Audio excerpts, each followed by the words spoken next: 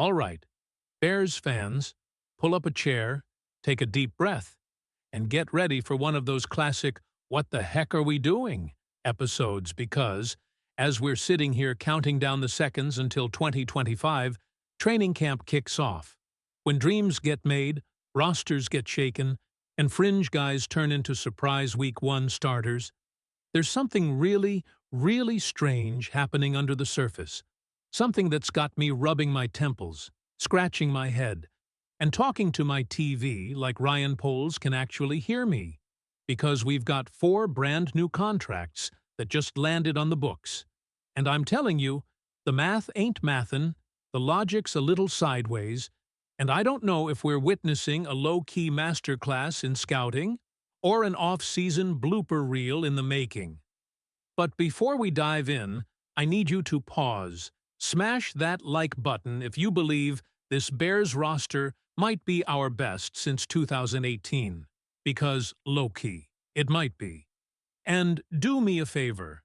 Drop a happy birthday in the comments for my mom. Because today's her day, and honestly, she deserves it. Especially after listening to me rant about dead cap numbers at dinner last night like some caffeinated contract lawyer on a mission. But all right, let's talk about it. Because these 4 deals aren't just weird. They're weird in a way that feels risky, a little reckless, and kind of hilarious if you're the kind of fan who's obsessed with roster construction like I am. And we're starting with a guy you've probably heard almost nothing about. But you better learn the name. Jordan McFadden, offensive lineman, 6'2", 303 pounds, played at Clemson, bounced from the Chargers, and somehow ends up in Chicago with a 2-year, $2.175 million deal and over $250,000 in dead cap if he doesn't make the team. And I'm sitting here like, wait, did I miss the part where he became the next Zach Martin? Because I watched this dude's tape and he's fine, solid depth. Maybe, but he's only started 2 games, has 176 career snaps, and we're basically handing him a contract like he's a guy we can't afford to lose? Look, I love depth. I love linemen who don't give up sacks. He's clean on that, to be fair. But that much guaranteed money for a guy we snatched off the Chargers waiver wire just doesn't make sense unless we're looking for someone to hang around and be invisible insurance. And now we're locked in, unless we're okay eating a $250,000 just to say goodbye. Risky, and not in the "ooh, this could be smart" way. More like, we just paid premium for a maybe. And those add up quick. Which brings me to the deal that makes me want to scream into a pillow. Travis Homer. And if you've been on this channel before, you already know how I feel about this one. But for those new here, welcome. Let me ruin your day real quick.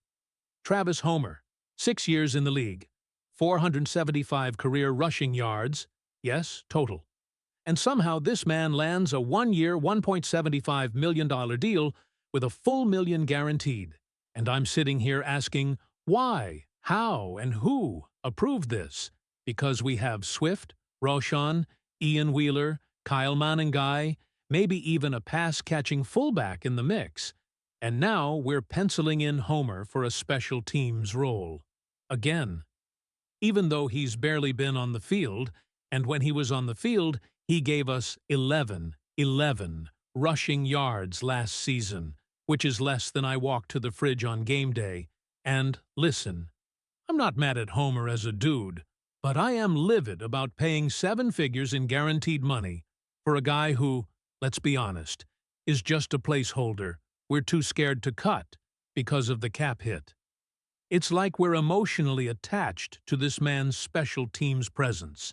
And I don't get it, because we already brought back Blackwell, we got Amen, we got Daniel Hardy, and even our rookie wideouts are projected to contribute on special teams. Speaking of which, let's talk about them. Because the Walker and Richardson contracts are the moment I officially dropped my phone and walked into the lake. First up, Jade Walker, undrafted rookie out of Texas A&M, 6'2", 199, ran a 4.34 YC monster in college, looked the part in flashes, but hasn't played a single NFL snap. And yet, the Bears hand him a 3-year, $2.985 million deal with over $200,000 in dead cap. And I'm just, guys, what are we doing here? I want to believe there's a master plan, like Ben Johnson watched one rep and said, get him now before he becomes the next Deebo Samuel. But at the same time, I'm like, this is a UDFA, not a second-round steal. And now we're locked into this weirdly heavy contract for someone who, let's be real, might not even make the practice squad. And then, boom, they do it again with J.P. Richardson out of TCU. Another UDFA wideout with decent return chops, solid 40 time at 4.53, good size, nice flash on film, but nothing that screams NFL-ready weapon. And guess what? Same deal. 3 years, nearly $3 million total, over $200K in dead cap. And I'm starting to wonder if polls handed out contracts like Oprah on draft weekend. You get a bonus! You get a bonus! Because what we're doing here is spending legit cap space on long shots. And while that might sound fun and futuristic, it's also a budget buster waiting to happen if these guys get cut and we're sitting on $800K plus in dead cap across 4 dudes who barely sniffed a preseason game. And the crazy part is, I get what Poles is trying to do here, right? He's taking swings, he's trying to find hidden gems, he's betting on upside and traits, and maybe even trying to beat the market before it catches on. But holy smokes, man, it's a dangerous game when your roster is right on the edge of greatness. When you've finally got a QB, a system, a defense, a real culture, and you're risking depth and financial flexibility on guys who are still learning how to line up in the NFL.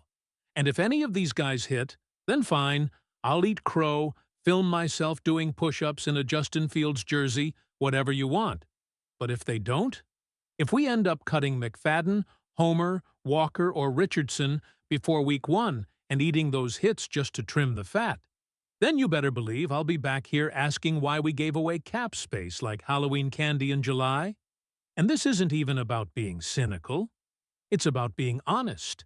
Because these little moves are what separate smart teams from dumb ones, playoff contenders from the "we almost had it" clubs. And when the waiver wire starts heating up mid-season, and we're chasing veterans or trying to extend a guy like Tevin Jenkins or Jaylon Johnson or, heck, sign a kicker that doesn't make us cry on Sundays, we're going to wish we had that extra cash lying around. But hey, maybe Poles is playing the long game. Maybe